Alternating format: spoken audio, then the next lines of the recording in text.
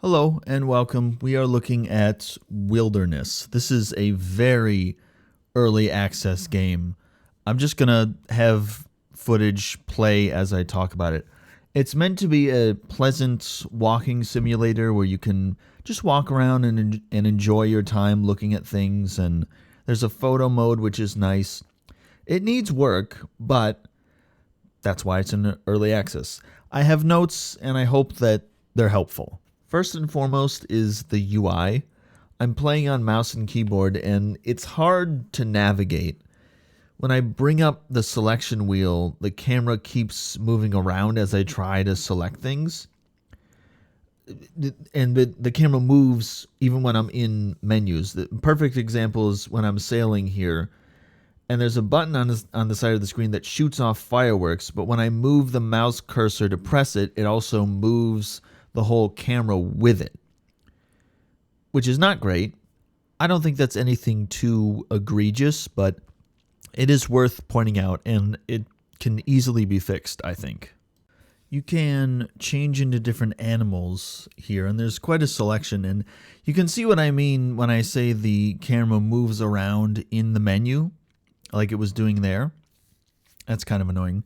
And here, at least at first when I start flying here, it's really difficult to control the bird.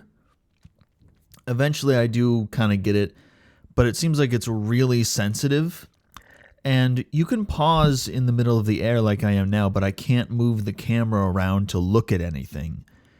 It would be nice to add that in so I could stop and take a look at where I want to go.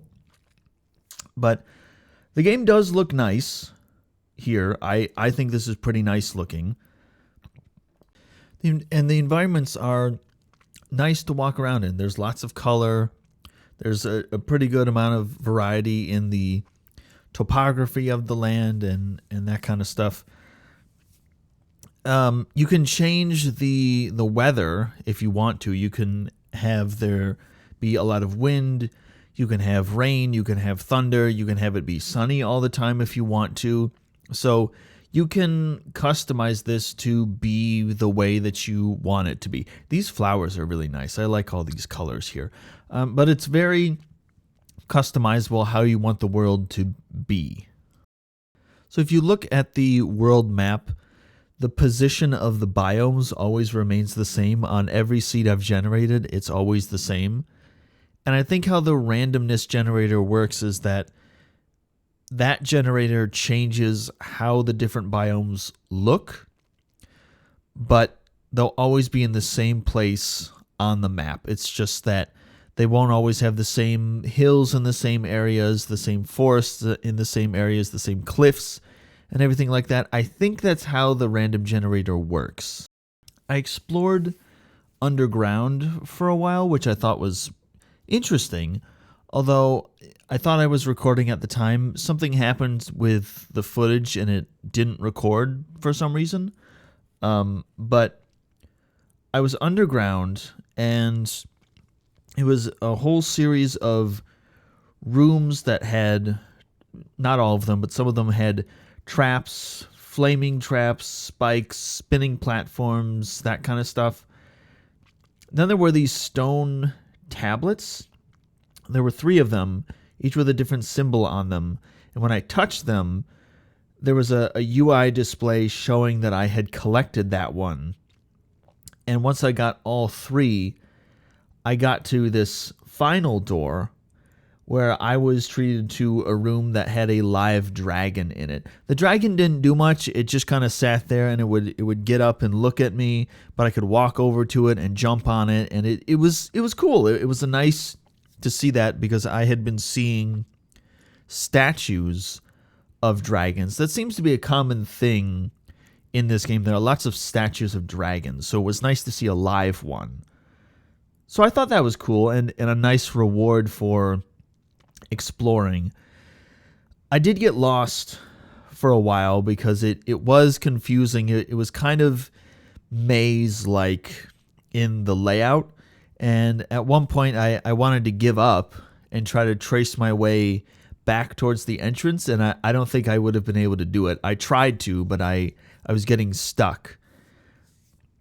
But I did notice that there was once you go underground, there was a button that shows up. I thought it was a button to quit the game or something, or go back to the main menu, but it's not. You can press it and it will teleport you back to the surface just outside the entrance to the underground. I wish I had known that before, but also I kind of wish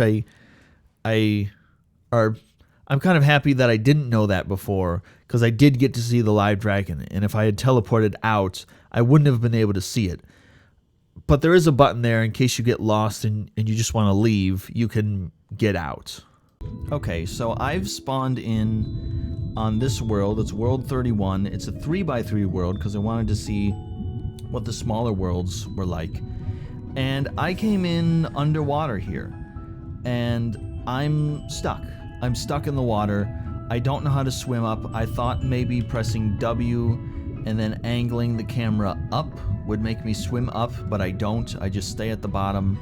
I've tried Alt, Shift, Caps Lock, Control, all kinds of different buttons on the keyboard. I do not know how to swim up. Nothing works. That's the attack button. That's not what I want.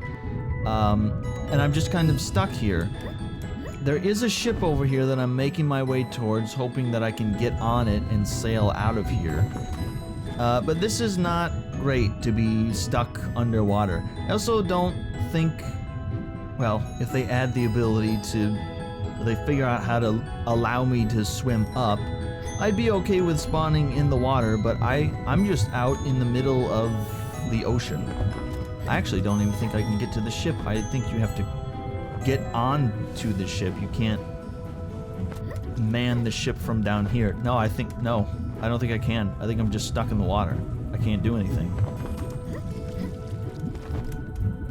Nope, I don't think I can quite reach it. You have to get on the ship to that glowing part to be able to get there. I can't quite get there. And looking out in every other direction, for a brief moment, I can't see any land anywhere. So this is not great. I think in this case, this is not good. This should be worked out so that this doesn't happen. You don't get stuck like this.